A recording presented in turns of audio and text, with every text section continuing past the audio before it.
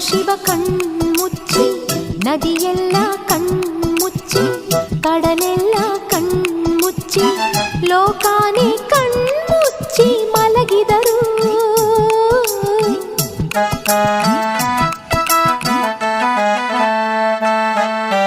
ಗೆದ್ದವನೆದ್ದವನೊಬ್ಬ,